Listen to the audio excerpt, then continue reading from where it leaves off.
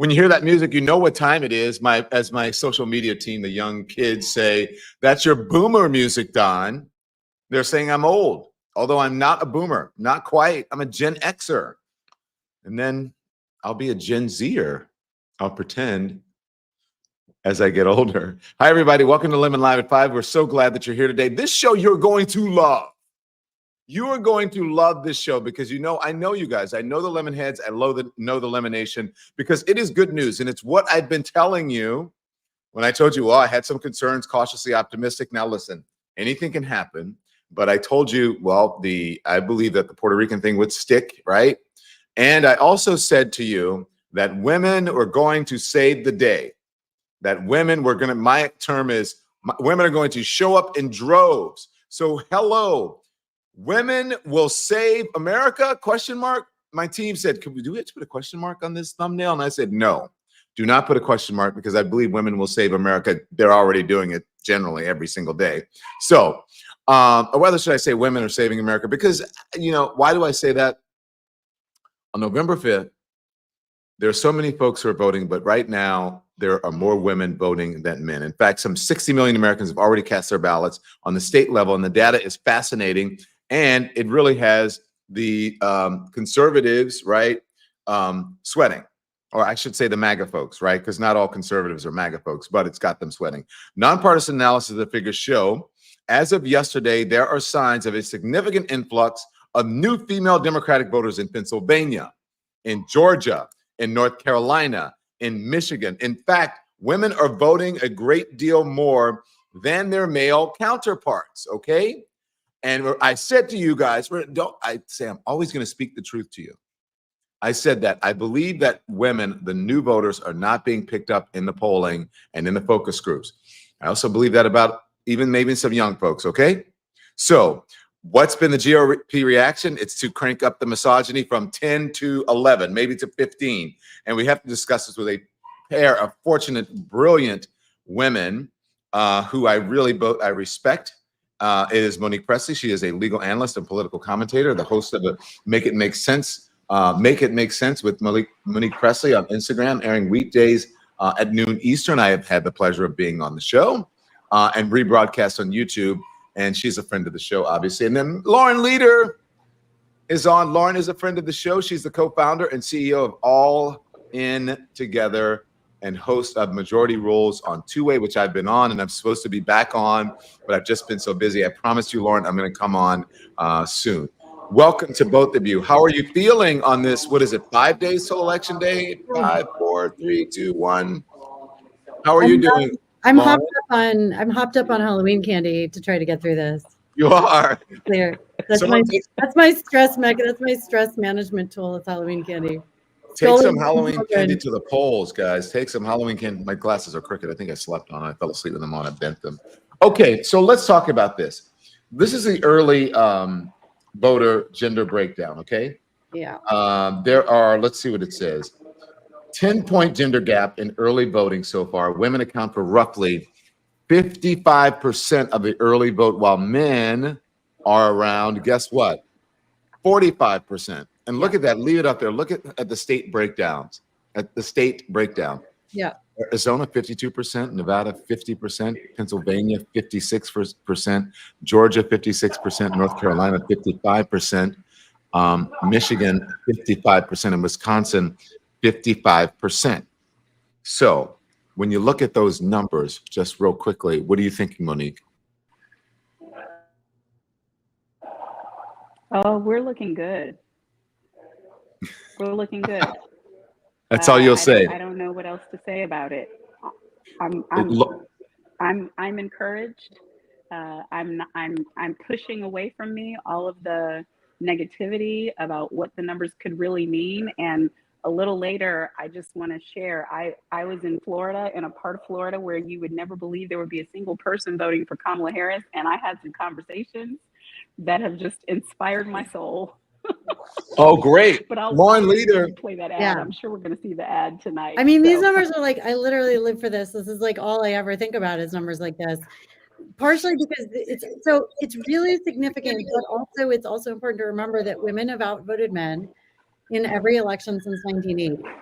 So there has been a pretty substantial gender gap in every election. I think what is important about it now, though, is that over the years, women have definitely drifted more and more to the left, right? Like the Democratic Party has become overwhelmingly female.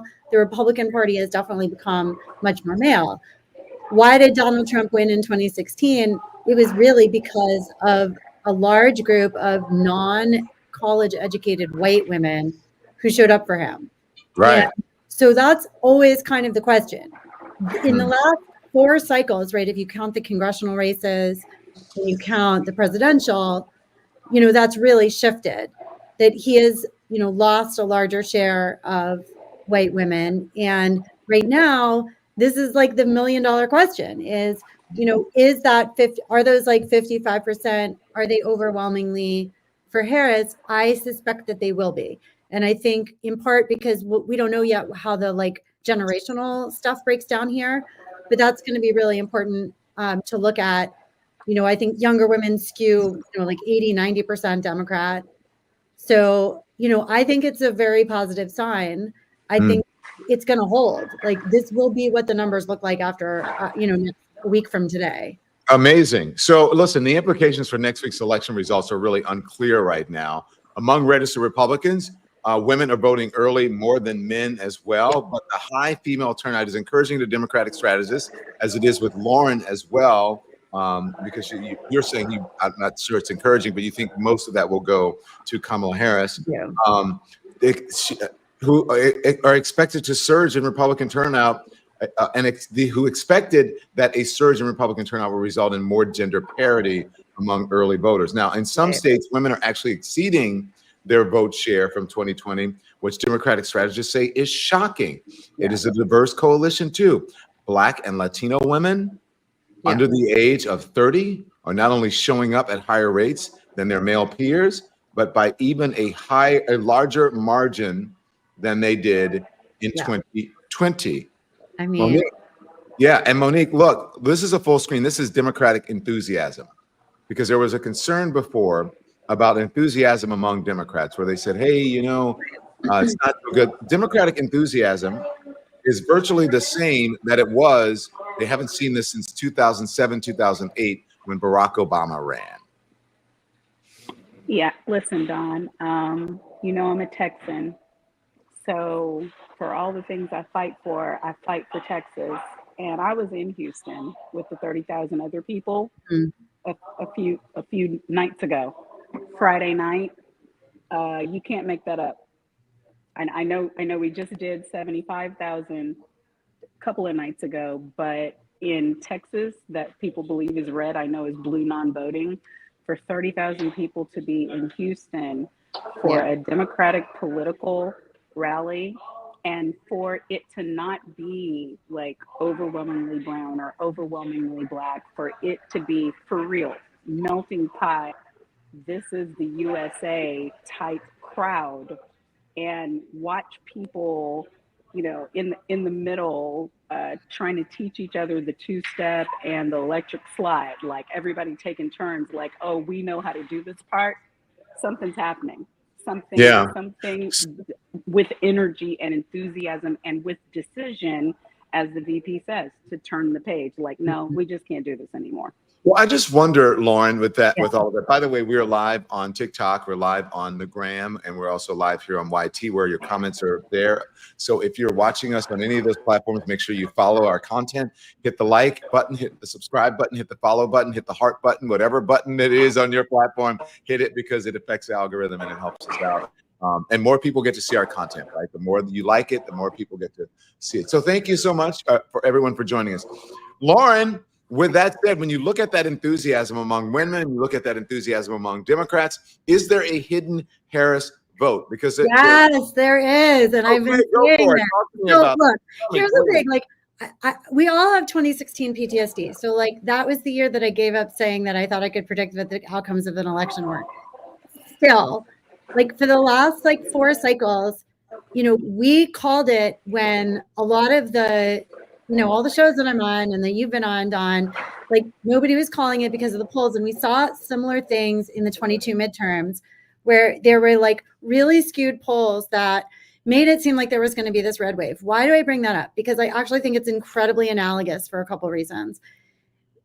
First of all, the women's vote has always been powerful. The enthusiasm piece is an enormous part of the driver. But what happens over and over again is that what the polls don't look at is they don't look at likelihood to turn out.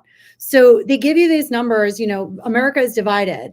It doesn't matter if America is divided. What matters is whether or not a majority on one side or the other is showing up.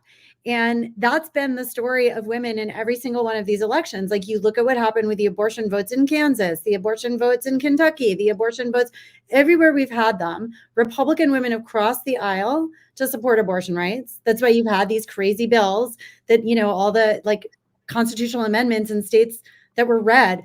I do think there are Harris voters in some of those Republican women. We know that. Many of them voted for Nikki Haley. They were not turning back to Trump.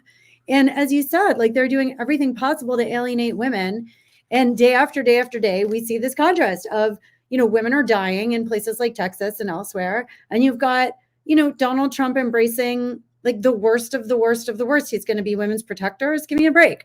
So that's what I think is hidden in the polls. And I've been afraid to say it because of my 2016 PTSD. But now that we're closer, I think we're seeing it. And I'm starting to feel like we really might actually see some very surprising numbers on election day that folks did not think they were going to get. I said it well. Say it out loud. I'm jinxing it. I need to touch some wood or something. But I really am starting to feel that. I've got my hairbrush right here. Okay, thank you, Don. I got my hairbrush right here. Good. I believe you're right. I've been saying women are going to make the difference. Someone texted me not long ago and said, Don, do you feel Kamala will win this? And I said, yes, because women. Yeah. And I said, but Trump will declare victory early and throw doubt and chaos into the system. That's Without what I question. Yeah. And they're doing it right now. And with Elon's amazing, over the top, completely screwed up help. I mean, Elon Musk is, first of all, speaking of the land of the misogynists, Elon is up at the top of that list. And, sexists of a feather stick together, I think, is the theme of this week. And Elon is injecting as much chaos into this as he possibly can. He's messing with the algorithms on Twitter, as anyone who's actually been on the platform lately can tell. He's putting lots of conspiracy theories out there. They're trying to claim that, non-citizens are voting. I mean, it's just on and on and on. And to me, it's the biggest sign that actually things are not going their way. That the more their internals are showing them they're maybe in trouble, the more we're going to start hearing these amped up cries of voter fraud. Don't you think, though, on that? So, by the way, there was a very interesting article. I know you guys are mad at the Washington Post. Some of you are. But there's a very interesting article in the Washington Post that I read today that talked about what's happening. Did you read that report? I didn't, not because I don't like the Post, but just because, I didn't get to it. About Elon. There's been a bunch of pieces recently about it's about it's in the Washington Post, and let's see what it says. Washington Post on Elon Musk's ex, Republicans go viral as Democrats disappear. And basically it's just saying it's just positing what you posited there. And they did a report on how, according to the Washington Post, that engagement among Democrats is way down. And I don't know if there's evidence that they're messing with the algorithm, but just read the report. And it really, well, we've been tracking. So we have our own data. So All In Together has data on this. We've been tracking two things from the whole cycle. We've been tracking the incidences of racist and sexist and misogynistic attacks on the VP online across actually all the major platforms, and actually counting how much volume there is. But then we've also been looking at the pushback, the responses protecting her, defending her, let's just say. And we've actually found that the volume of posts defending her and fighting back, we're calling it the fight back ratio, fighting back against the negative is actually double the volume. And I think they've been incredibly smart about this in ways that Hillary wasn't in 2016, because they didn't know what was out there. And in this case, I think the Harris campaign has been super proactive about mobilizing online to combat disinformation. Oh, you're back. Yay. To combat disinformation. But the volume is off the charts. Yeah. It's been interesting to experience that. I think a lot of people feel the way that you feel. Okay. So let's see what I want to say here. So we have the Democratic enthusiasm, and we talked about the misogyny. Lauren, you mentioned misogyny. And with that said, I have to play. I'm sorry to do this to you guys because it's this is a double whammy, but I think it is indicative of okay, we'll just play it. Here it is. So bad. People to basically lie to their husbands, which they are promoting, by the way, which I find that entire advertising campaign so repulsive. It is so disastrous. It is just like I'll show it in a minute. It is the embodiment of the downfall of the American family. I think it's so gross. I think it's so just nauseating where this wife is wearing you'll show it, wearing the American hat. She's coming in with her sweet husband who probably works his tail off to make sure that she can go, and have a nice life and provides for the family. And then she lies to him saying, oh yeah, I'm going to vote for Trump. And then she votes for Kamala Harris as her little secret in the voting booth. Kamala Harris and her team believe that there'll be.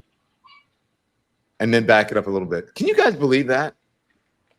Yes. Like, yes. I know I can believe it because but don't you guys think don't you think Megan should be like, hey dude, what are you talking about? I thought women protected women. I thought she was like the ultimate female avenger, like woman avenger. Why isn't she defending women? Women can vote for whomever they want. Go ahead. I'm sorry. Anybody who wants to Monique, I could really opine, but go ahead. No, I could as well, and I appreciate that you're covering this, Dawn, because to me this is really where it is. I spent my weekend, this past weekend, my birthday weekend, campaigning, and when I was talking to one of the national coordinators for Harris Walls for women Women for Harris, I was saying, people get so upset and think that white women failed us in 2016 and what the numbers look like in 2020. And I don't think that people have an understanding of the complete lack of agency mentally and the presence of misogyny that many women deal with in their daily lives as part of what it means to be in this country and married. And your vote is not your vote. You vote the way your household says vote. You vote the way your husband says vote. In your mind, like he is in there in that booth with you, even if he isn't really in the booth with you. And these things are real. And I'm from Texas, and so I know it to be true for a fact. I've talked to women who go through this, but even after that, I left Georgia and went to Florida, and I had women whisper to me, what do you think's gonna happen? It's gonna be okay, isn't it? And I'm like, I believe it is. I believe we're gonna have a Madam President. And they said, oh my God, yes, because we vote for felons now. Is that what we do? He's an idiot. We vote for idiots. And I said, well, what do you do? She looks around. She's like, Harris, of course. But she had to whisper multiple times. Yeah. Multiple times. Like, go ahead, Lauren. what makes me crazy about Megan in this case is 2 days ago, Megyn Kelly was talking about, was opining on why the MSG rally, that it was true. Both. So she was willing to fight back against the misogyny. But the fact is that her audience and the sort of right-wing media world is Charlie Kirk. That's not an outlier. The entire base of so much of what is animating Trumpism, and even, Mike Johnson's ascent to being Speaker of the House, is all oriented around a hyper-regressive view of women, including repealing the 19th Amendment, which gave women the right to vote. The whole trad wives thing, which people think is funny. It's not funny. It's actually the core of the ideology of some of the far right-wing groups. And by the way, the misogyny has been so ingrained and such a core part of how they operate. This is for the Proud Boys and, all of those right-wing male groups, that the Southern Poverty Law Center, which for decades has been covering hate crimes in the United States, about 3 years ago started covering misogyny, tracking it, because it's such a threat to America in terms of just the ideology and how much hate is espoused by it. And they're tracking a lot of the groups that support Trump and that have animated around him. So Charlie Kirk is not an outlier. He is actually fully representative of Trumpism and of MAGA. Does every person in MAGA think this way? No, but the people in power do. And that's what you see in Project 2025. It's 100% JD Vance's. Like JD Vance has been talking about this for months, for years. Like this is who they are. Yeah. Well, but it's not just Trumpism and MAGA though. It predates by generations. Oh, sure. Trumpism and MAGA, and women have been living their lives with this type of expectation. Yeah. Since we had a vote. Well, it just shows like just the hypocrisy on that side and how they cater to the audience. It's like, okay, well, I want to say it's, you know, it's all about the bros today because that kind of works for me. And I said, I hate to, you know, agree with Megyn Kelly the other day, you know, broken clock, you know what they say. But then on this, I don't understand why she's not defending. She's supposed to be this big defender of women, and it just shows me that, you know, it's bullshit. But and that's then her audience now, Dawn. I mean, that's who watches her show. I mean, really, like I've been watching this stuff really closely, you know, from my like foray into the YouTube world. Like that is her audience, and the right-wing mediaverse, which is her, it's Tucker, you know, the folks that have been like ejected and are building brands around themselves are all catering to that crowd. That's who she wants watching her show. It's intentional. But I mean, but I guess even with all. Go ahead. Oh, I'm sorry. Let's play the soundbite and I'll let you guys jump in because there's a bunch I want to get to. Here it is. For Trump, and then she votes for Kamala Harris as her little secret in the voting booth. Kamala Harris and her team believe that there will be millions of women that undermine their husbands and do so in a way that it's not detectable in the polling. Okay. So there you go. Monique, what were you saying? Yes, I was saying that. And it is correct. And it's not, Lord knows I have some choice words for the host of that show. But for another day, doesn't even matter. What he is saying is so much a reality. The level of lack of autonomy, lack of agency, presence of abuse, because that's when misogyny, when sexism is ruling the day in a household, and a woman does anything that is for herself. We're talking about women and their decisions about their bodies. We're talking about women and their decisions about voting, women and their decision about whether they want to work, whether they want to have kids or not, all of the things there is in this country, which I feel like I can't come on here now without telling you, we got a woman problem. That's why it's so hard to get this talented woman elected when she's running against what she's running against. It's because of this woman thing, and it is not, certainly it is present and on full display in MAGA, in Trumpism, but that's not what it is. That's not the end of it. The crazy thing is that as much as they say that stuff, then if you bring up, I mean, remember, these are the same people who also say, you know, the DEI is reverse racism, that sexism doesn't exist, that racism doesn't exist. So they're equally invested in pushing incredibly sexist, and as we heard over the weekend, you know, racist ideology as they are in denying that it exists. And that's what's really wild is like, I can't tell you what I get from the right when I talk about any kind of bias against, you know, women candidates, which is, by the way, everywhere. It's not just here. It's all over the world. It's proven. There's reams of evidence that it's there. It is not a level playing field. There is sexism in the system. There is racism in the system. And in our countries, as Monique points out, but they're also deeply invested in denying that exists. And that's what makes it so tough. No, we're not sexist. We're not racist. It's just that she's terrible. It's just that she's the C word. It's just that we don't like her. We didn't like her either. Yeah. There's never someone who's good enough. All right. So look, this is just, and speaking of the racism, right? Since I've been reporting on this and since I went to and been going around the country and sort of just exposing, not, you know, just ideas, and some of it not, these are the kinds of messages I get. You're in there. I don't think you can hear that, but anyway, there's someone who's texting me, calling me the N-word. Okay, you know, on my voicemail, calling me the N-word. But I want to play this. This is what they're reacting to. Okay, this ad, the kind of thing they're reacting to. This ad is from the Lincoln Project, and we played it yesterday, but I want to play it again today for you guys. Here it is.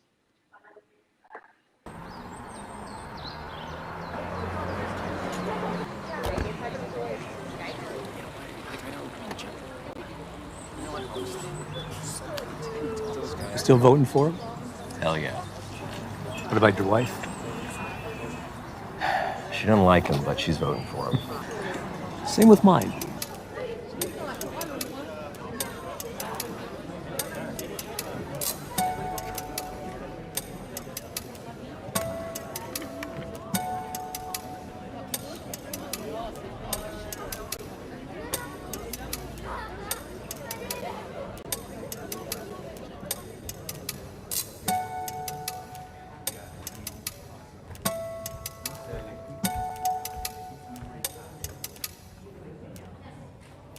Kamala. Oh my God, that's so good.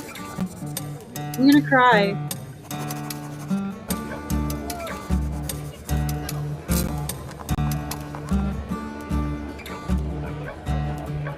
Oh my God. Your vote is your secret. He'll never know. One more ad from the Harris campaign. Here it is. Your turn, honey. In the one place in America where women still have a right to choose, Uh-huh. you can vote any way you want. And no one will ever know. Oh my God, I'm like emotional. Did you make the right choice? Sure did, honey. Remember, what happens in the booth stays in the booth. Vote Harris Walls. Vote Common Good is responsible for the contents of this ad. Why are you? It's Oh, from that like Common makes Good. me emotional. Oh my Why? God. Tell me, Lauren, why? I don't know. It's just so deep. And it's like, it's such a like deep understanding of what women are dealing with. And I don't know. That one like really got me. Monique, apparently you too. Like it's, Yeah. there's something, I feel like the closer we get to, it's like, we've been so broken-hearted before. You know, it's just the tension is so high everywhere. I mean, the temperature is just so high everywhere you go. Oh my God, you guys are emotional. Yeah. Monique. No, oh and my God. Don, Yeah, tell me. I'll tell you. Listen, and I think even if for people who are watching, if they see, you have known what discrimination is in other areas, but not in this one, and so the ad strikes you as very clever, right, and entertaining, while maybe poignant. Whereas for Lauren and for me, as you can see, it strikes a deeper chord because I feel for my sisters, white, black, brown, blue, who I know deal with this now, not just generations past, but deal with this now. And there are probably people watching now. And this campaign, I love that they're running the kind of race where they know this. Oh my And God. so totally. they're giving these permissions, and they're giving this level of safety and security. Like the one place you're still safe is in the booth. And they're calling it a secret because the vote is supposed to be sacred. And you're not supposed to have to tell anybody about it. It's like whatever your faith walk is. It's about whatever your core beliefs are. You're not bound to say those things. And they are restoring to women the ability to have freedom. That's what this is about. It's about freedom. And what we have to remember, too, the history of our country, it hasn't been that long since women were able to vote. It hasn't been that long since people of color are able to vote. And I think you're right. Look, I know it strikes you as a woman. It's more personal. But yeah, I do know personal discrimination. And I'm the only boy in a family of all women. When I was at CNN, my show was run by all women. And I said, we're hiring women because women know, regardless of what the right-wing negative press has said about me, I'm not a misogynist. I'm quite the opposite of that. And Monique, you know that for the years that we've known each other. And so that hits home too, because I wanted you guys to see that. The women in my family have always had agency. They're badass women, and they will tell you where to go. But I know what it's like. I don't know what it's like. I know what it's like to witness being in a meeting when a woman gives a great idea, or is clearly on top of it, or smarter. What they're bringing is smarter than the man in the room who may be running the room or equal, or maybe her subordinate. And she'll give an idea and no one will say anything. And then a guy will give the idea and just kind of go like, okay, I said that. And people go, that's great, Bob. Ooh, yeah. What? Lauren just said that like 10 minutes ago, and you didn't even acknowledge that she said it. And it's real. It's every day. After It's every every meeting, day. I always would say, did everybody in this room get to say everything they wanted to say? Did we get all of our ideas out? And I would say, Joe, Monique, like I would make sure, and then people would eventually say what they wanted to say in the meeting. I'm sorry, Lauren, I cut you off. No, not at all. It's just it runs so deep. I was thinking as you were talking, Don, and Monique, especially as you were articulating that so beautifully, way better than I could. I was like kind of I got a little lost there for a minute. But I was thinking about Shirley Chisholm, and Shirley spoke so, first of all, she was such a badass feminist above all else. By the way, I'm very proud of the fact that my white Jewish mother carried petitions for Shirley Chisholm in 1972. And, that was a pretty radical act. And I feel very like descended from that radical act for her. But, Shirley always said that she was a woman first, and that, as a Black woman, that it was this double bind, that she would always be judged on her gender and then also judged on her race. But she viewed her gender as actually holding her back even more in some ways than her race. And I think when Obama won, we did have some really interesting conversations about the fact that the country elected a Black man, before we elected a woman. And when we're 50% of the population, for whatever reason, look, there's 59 other nations that have elected women heads of state, and the United States never has. Way behind. We're so behind. And I think because of what happened in 2016, so many of us just started to feel like it was hopeless, that we just are too biased in this country. And as I said before, not only are we biased, we're refusing to even acknowledge that the bias is there. Like we've talked ourselves into saying it's a level playing field, which it's not. So I think that's why it gets so raw in these last days of like, will we do this finally? You will. Yes. Let me tell you, yes. And I'm glad this show has become like a therapy session for us. Oh my God. And I think it's great. I really do. I'm glad you guys say whatever you want, pour your emotions out, just do your thing. And I'm telling you, women are going to save the night on November 5th. Mark. Can we shout out also to the Black women though too, Don? Because I got to say, like, the Divine Nine, that is like an unstoppable force. But people should know that Black women are more likely to be registered to vote and more likely to turn out at the polls than any other American. Yeah, and they have for years. So like, they're gonna need a lot of credit here because for all the reasons. All right, look. Okay, so that's why they are nervous about it. They're also nervous about this. Look at the Post-it notes, right, that women are finding in bathrooms. I want to show you. You guys heard about this? So there's these Post-it notes. Your husband, boyfriend doesn't need to know that you voted for Kamala Harris. Pass it on. Save women's rights. These are being posted. There are a couple of them. Your boyfriend doesn't need to know. Woman to woman, your vote is private. Vote to protect your freedom, family, and future. Harris Walls. Let me tell you, there are a lot of folks so deep who are mad about that, including Jesse Waters, like Charlie Kirk, Jesse Waters over at the Fox News, who equates this to adultery. Watch this. Found out Emma was going into the voting booth and pulling the lever for Harris. That's the same thing as having an affair. That to me, oh my God! Let him finish. Go, Jesse. It's our day. That violates the sanctity of our marriage. Preach on. Yes. What else is she keeping from me? Exactly. What else has she been lying about? Why would she lie to you? Have Jesse you threatened her? Why would she lie to you? Oh, they want me to tease. Why would she do that and then vote Harris? Why would she say she was voting He's Trump not the problem. and then voting Harris? And I caught her. So and then she said, I lied to you for the last 4 years. Admit you intimidated It's over, Emma. That would be D-Day. Dana Perino was like, producer was like, go to the break, go to the break, go to the break. Oh my God, poor Dana. They want me to tease. They want me to toss. What is he talking about? You guys, details, share? Anybody feel a certain kind of way about that? I see that eyebrow. I see that eyebrow, Lauren. I'm excited about all of it. Lauren's going to say the other part. I'm going to leave it to her because him saying that obviously is the richest part of that segment. But what I will say generally is I love this exposure because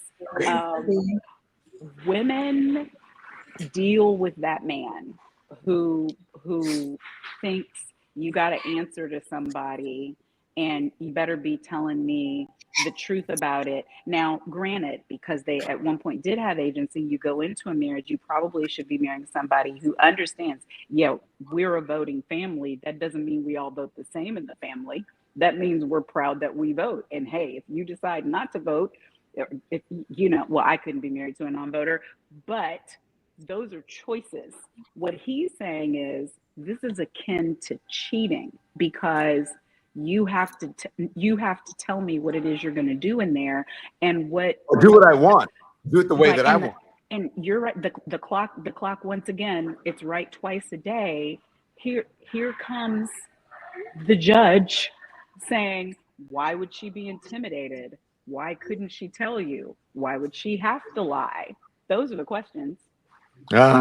So this is what, just so you know, this is how the person, at least on the show, like his words, I guess it's a brag. Would you call this a brag about how he got his wife? I think he said this is him. He's saying he let the air out of her tires and she had to get in the car with him on the way home from work in order to get a ride home from work. She was stranded.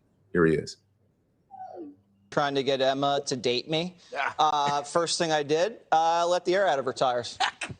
She couldn't go anywhere. She needed a lift. I said, hey, you need a lift? She copped right in the car. Does she know this story? No, she doesn't know the story. Does she watch the show? The Jesse Jr. does. You're basically the Zodiac killer. It has a happy ending.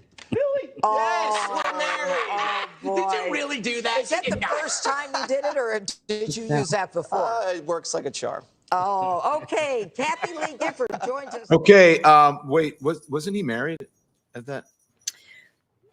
I think I think he maybe shouldn't be casting some stones, is maybe all I'm going to say about that. And by the way, his guy is, certainly, I mean, obviously Trump being the model of fidelity that he is, it's a really interesting choice. I mean, the thing that makes me sad though, is like, he thinks that's funny and it's just so repellent. And like, that's what worries me is like this normalization of, like there is a world in which like he's getting away with that on a daily basis, saying these just repellent, like just absolutely creepy things. And, he got a promotion at Fox. So let's not forget, Tucker got fired for calling all the senior women at Fox the C word. That's what it took to get Tucker fired. And they replaced him with this guy. So. Wow. I was just going to say, that's not someone like, everyone says something stupid or whatever. That is like a whole sort of living experience with that happening. And by the way, I worked at Fox for years. I mean, I was a Fox contributor for a long time. That was where I started all my TV stuff. And like, they mean it, is what I can say. Yeah. They mean what they say. And it's very evident when you work in that building every day. Allegedly, it was married at the time, and that was, I don't know if it was an intern or junior worker who he had an affair with. Allegedly, that's what they've said. And anyway, so which there you go. Started with a scheme of control and intimidation from a senior person in the workplace. There Allegedly. it is. No, he said that. He said that he took the air out of her tires so that she was vulnerable, helpless, in need of a ride home. That is assertion of control by a senior person in the workplace. It is clinical, and had I been there with her, I would have told her it was criminal. All right, Miss Juris Doctorate, this you should know. You should know. Another person who is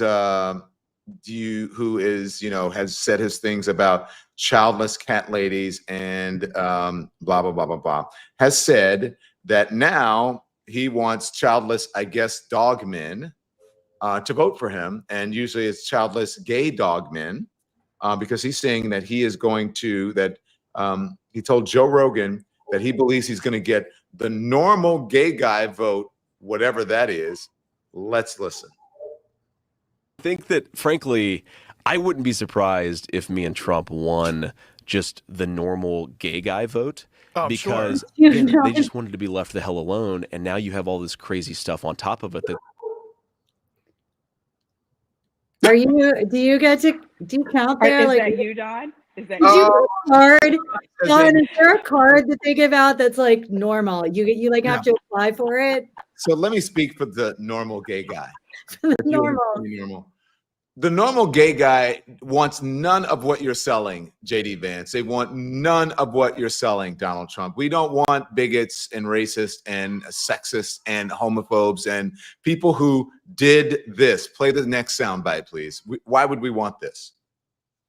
Equality Ohio says there are more than 500,000 LGBTQ plus citizens living here. Outgoing Senator Rob Portman is co-sponsoring the Marriage Equality Act that will codify same-sex marriage. Are you ready to support that bill? Why or why not? Mr. Vance, we start with you. Yeah, so I've come out against this bill. So why the hell would we why would we be buying anything that JD Vance has to sell? Listen, when someone says a normal gay guy vote, how would he know the normal gay guy vote? I don't know what his experiences are in life, but we know that he voted against marriage equality. Normal gay guys and not normal gay guys, or whatever he wants to say, would like to be able to have the authority over their own bodies and their own ways in life, and their own ability to be able to be married and to be in a same-sex relationship without being judged and without having to have people like JD Vance and Donald Trump as the president and vice president of the United States. So from a normal gay guy, JD Vance, no thank you. And the other thing is, go blank yourself, okay? From a normal gay guy. You're not getting. I already voted and you weren't the one. $10 says one of the women that's going to go into the booth and vote after lying to her husband about who she's voting for is Isha Van. And yes, and you know what? Let me just tell you this. You know what normal gay guys are going to do?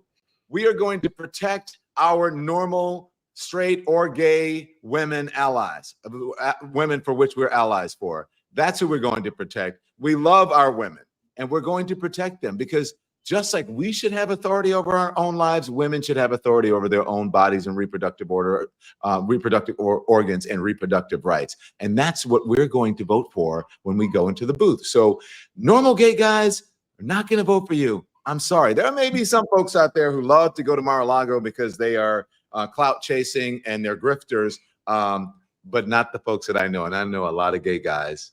As a matter of fact, I'm going to a Halloween party with some gay guys, by the way, who are not childless. Did you know that most of my gay friends, and God, you guys know this, they have kids. Yeah. Whether through surrogacy or adoption, and they are spoiling the hell out of them. And I'm like, oh my gosh, my friend John and Carrie, their kids, Lily and William, so spoiled, such great kids, the smartest kids you ever want to meet.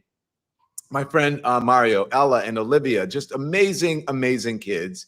And they're spoiled and smart and they have the same problems and same issues and same experiences as heterosexual parents and families. It's just fantastic. So these normal gay guys don't like you. And they're not. Don, no. The marriages are lasting longer.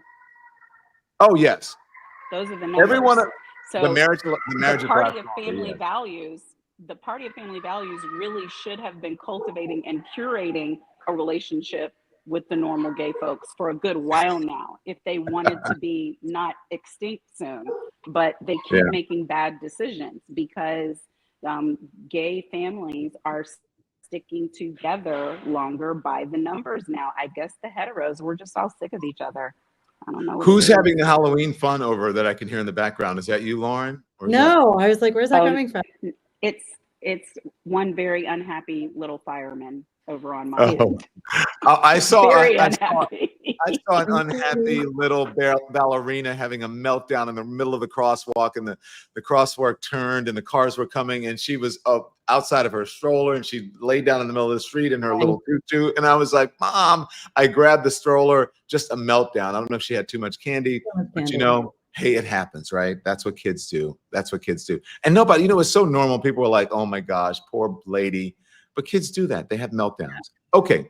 Joe Rogan. You saw JD Vance on Joe Rogan. Speaking of that, you know, whatever. I don't know if Joe is an actual homophobe. I haven't done that much research, but he certainly does not like vaccines, and JD Vance does not like vaccines as well. He says they don't work. Here it is. I took the vax, and you know, I haven't been boosted or anything, but the moment where I really started to get red pilled on the whole vax thing was the sickest that I've been in the last 15 years by far was when I took the vaccine. And I've had COVID at this point 5 times. I was in bed for 2 days. My heart was racing. I was like, the fact that we're not even allowed to talk about that, even, you know, no like serious injury, but even the fact that we're not even allowed to talk about the fact that I was as sick as I've ever been for 2 days, and the worst COVID experience I had was like a sinus infection. I'm not really willing to trade that. And do we have to talk about this? It's so. You rolled the clip. I mean, I know, right? Lauren is like, you did this to us. Do you have to take us back to this dumb vaccine? I thought if you really wanted to torture us, you could have RFK Jr. talking about running the Department of Health and Human Services. That's some terrifying nightmare Halloween stuff. Yeah. Let me just give you, because I don't want to give misinformation on any of the platforms. Look, the vaccine has been, study after study after study has been proven to be safe. In the whole life and history of vaccines in the world, there are a few people who have negative reactions to the vaccines, but the positives far outweigh the negatives. It saves more lives, and it affects lives positively than it does negatively. I don't know about his experience. He could have had something else on top of that. Perhaps a vaccine was building his immune system and helping him in some way. I don't know. And that's why he got sick, in order to protect him from something much bigger later on. Who knows? But people who have had COVID, which he just was discussing, have worse reactions. They have had immune deficiency over time, absent vaccine. And I mean, it's the ignorance level for someone who wants the second biggest job in our land is the part that concerns me the most. That he's like, it's the sickest I've ever been. Well, it should have been the sickest that you've ever been, fool. I don't know. Because you're not dead. It's too much. Yeah, you're not dead, right?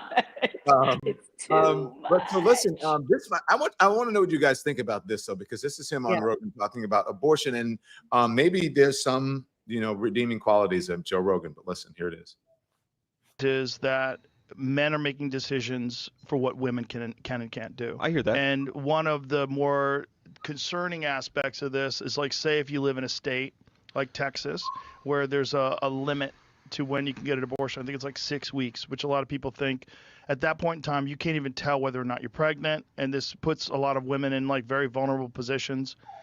And then there's this thought that they could go to another state where it is legal and have an abortion, but they could be possibly prosecuted for that in their state.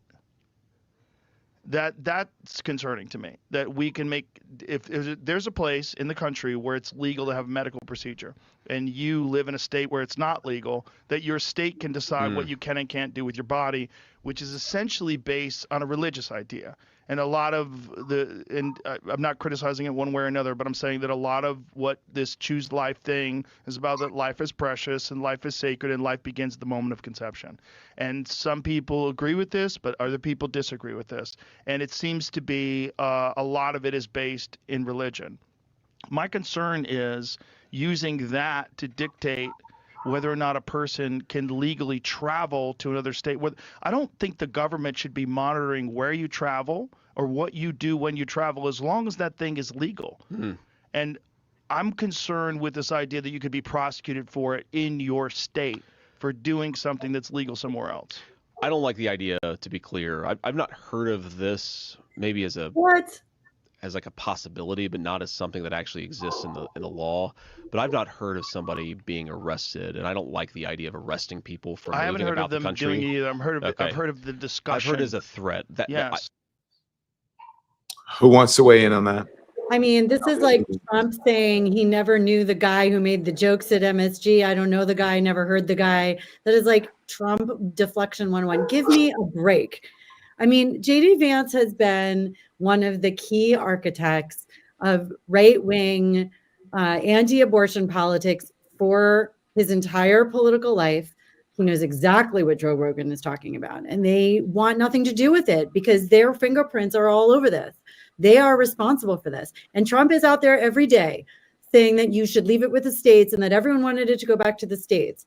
So the two of them can't even agree, on the basics. And that's, it drives me nuts because people are like, well, Trump says he's not going to sign a national abortion ban. Well, his running mate says he's going to. So, who are we supposed to believe? It's just so not credible. They're trying to distance themselves from what is an absolutely toxic disaster of their responsibility for women dying in places like Texas and elsewhere. They don't want to go near it because they know they're responsible, and ultimately they're fine with it. There's another soundbite, Monique, and then I'll let you respond on the other side. Here it is.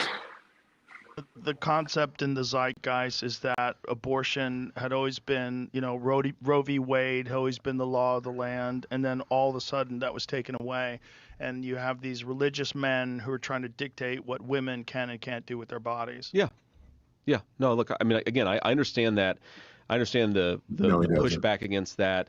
But I think you can go, like with so many other issues, you can go way too far about it, and it becomes trying to celebrate something that at the very best, if you grant, I think, every argument of the pro-choice side, it is a neutral thing, not something to be celebrated. I think there's very few people that are celebrating though. Good for Rogan. Yeah, Monique? Right. I think that Joe Rogan laid out what at one point I would have said was a very typical conservative argument for states' rights and for the principle that if something is legal in a state, you should get to do that in that state and not be punished for it in a neighboring state.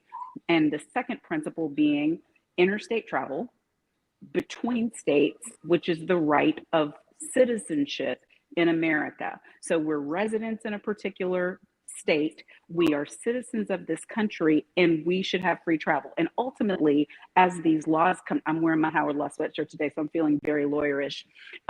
Ultimately, as these laws in states like Texas, Oklahoma, whoever's trying to get away with the travel bans, because that's what they're trying to do. They're trying to punish women who cross state lines as if they're crossing state lines with, like with some sort of illegal materials, right? I think that that's where the legal cases are going to land. And JD Vance was disingenuous as he could possibly be, pretending that he doesn't have an understanding of those things, because he's not. When I call him ignorant, I'm saying he's pretending ignorance because he's not a dumb guy.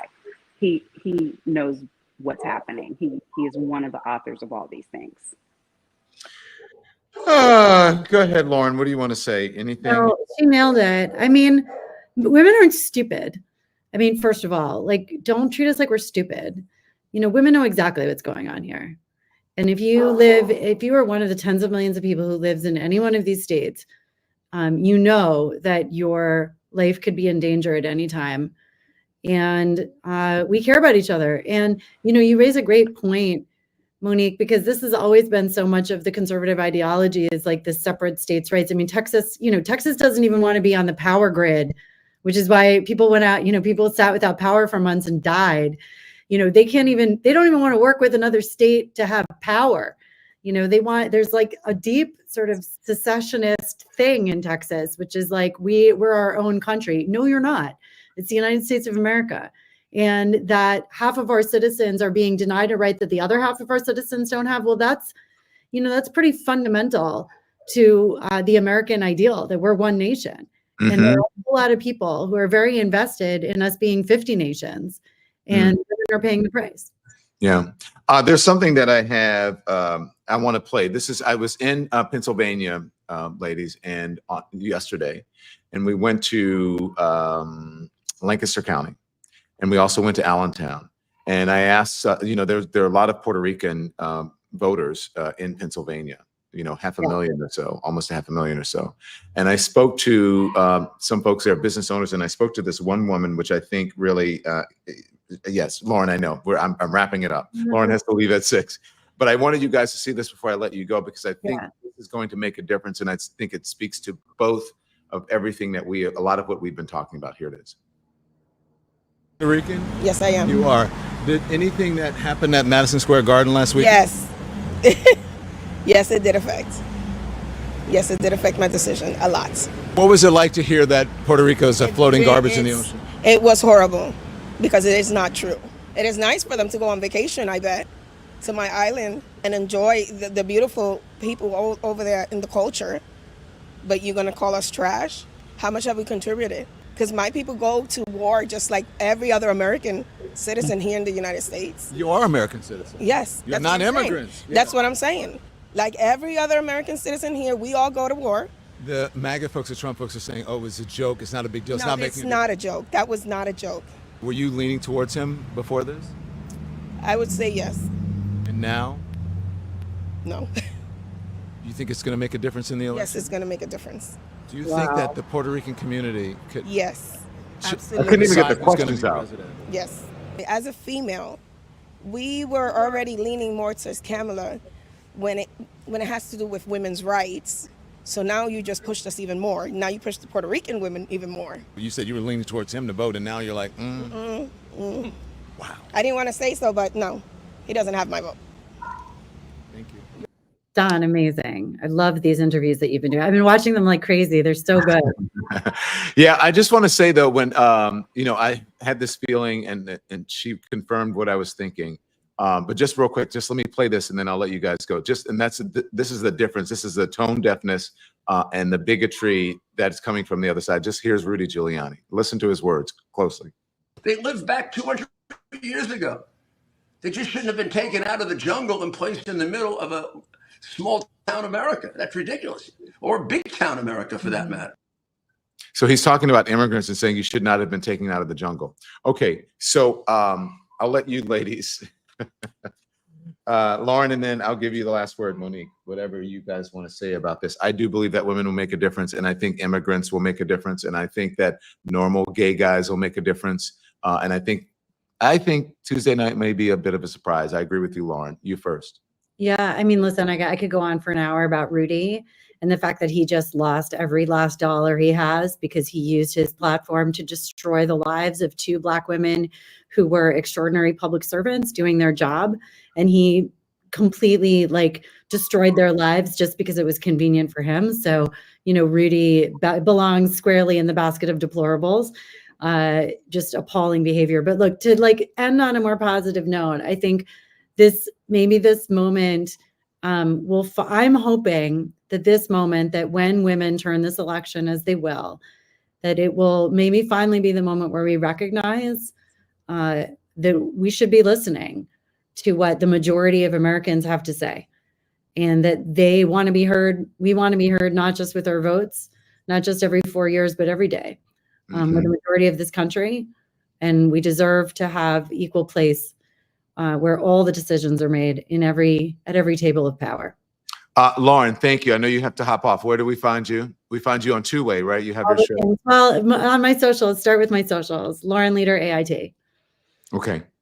Thank you, Lauren. Thank you, Monique. So great. I love you both. Thank you. Thank you. Love you as well. Monique, what do you have to say? Listen, I just want to say we've got 5 days left. Run through the tape. Keep running. Don't look back. Don't check around. Don't allow yourself to get too distracted. Don't allow yourself to do what racism is geared toward, which is a tool of distraction. We know who we are.